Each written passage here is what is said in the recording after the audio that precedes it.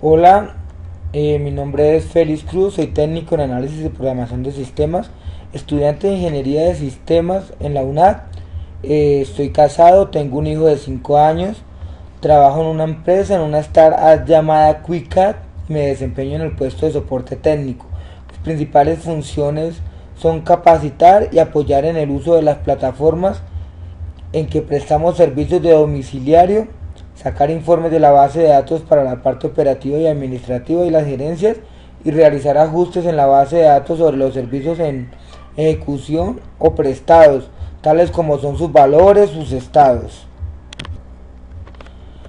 Para esta presentación sobre la evolución en la historia de las bases de datos, pues he realizado este PowerPoint donde tengo en orden cronológico su evolución. La palabra base de datos se utilizó en público por primera vez en 1963 en un simposio en California y se da como definición general como conjunto de información relacionada la cual se agrupa de estructura y desde un concepto informático. Una base de datos es un sistema que se compone por un conjunto de datos almacenados en formatos que permiten su acceso y consulta a través de programas diseñados para este fin. A medida que las computadoras han ganado terreno en nuestras vidas y se han vuelto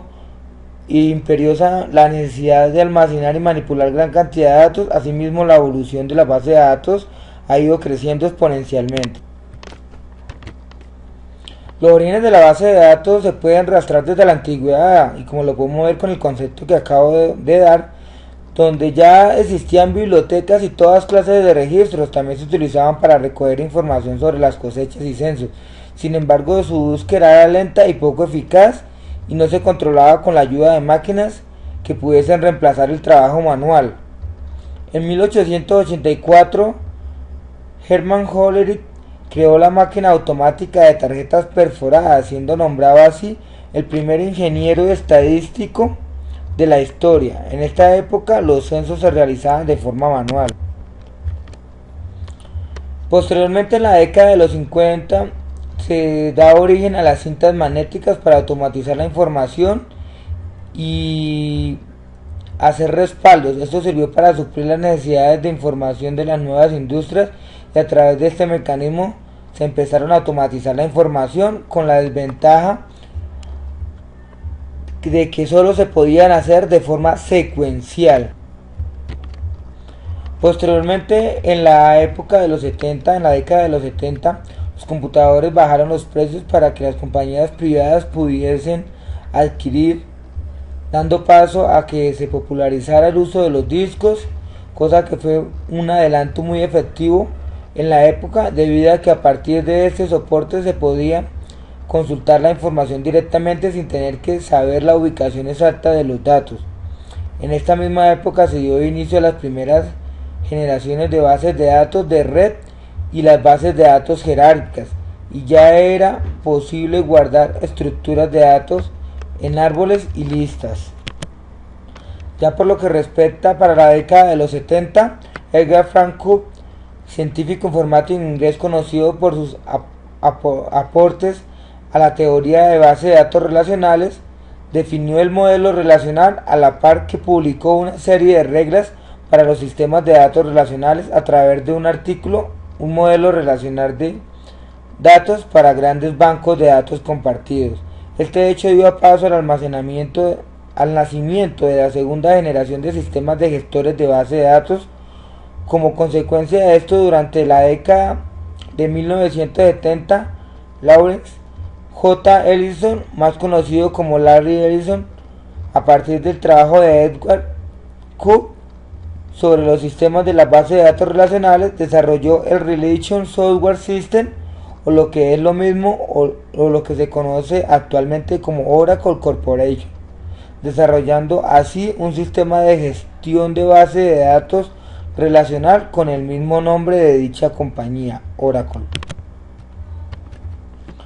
Posteriormente, en la época de los 80, también se desarrollará el SQL, Structured Query Language, o lo que es lo mismo, un lenguaje de consultas o lenguaje declarativo de acceso a las bases de datos relacionales que permite efectuar consultas con el fin de recuperar información de interés de una base de datos y hacer cambios sobre la base de datos de forma sencilla, además de analizar grandes cantidades de información y permitir y especificar diversos tipos de operaciones frente a la misma información. A diferencia de las bases de datos de los años 80 que se diseñaron para aplicaciones de procesamiento de transacciones. En la década de 1990 la investigación en bases de datos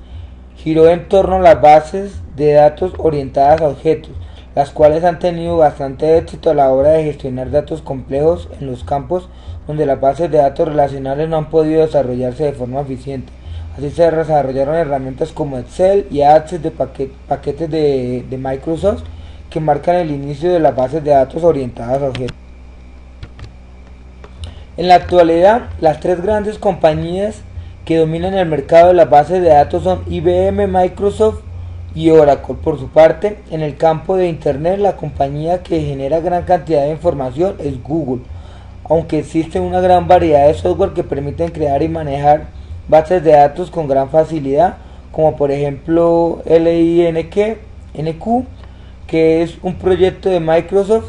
que agrega consultas nativas semejantes a las de SQL a los lenguajes de plataforma.net. El objetivo de este proyecto es permitir que todo el código hecho en Visual Studio sean también orientados a objetos, ya que antes de LINQ la manipulación de datos externos tenía un concepto más estructurado que orientado a datos, y es por eso que tratar de facilitar y estandarizar el acceso a dichos datos. Las bases de datos y gestores de bases de datos están a la orden del día en la actualidad. Cuando ingresamos información en un formulario, llevamos el control de nuestra contabilidad en un Excel o en un ERP en nuestra empresa, o en lo más cotidiano como lo es cuando nos registramos y hacemos uso de cualquier red social. Las bases de datos son la columna vertebral para mí de cualquier ad, y en este momento que giramos en un mundo en que todo tiene que ver con las ads, entonces cobran gran importancia y se vuelven en un actor principal. Este trabajo lo he hecho basado en un trabajo en una exposición que encontré en internet. Gracias por su atención.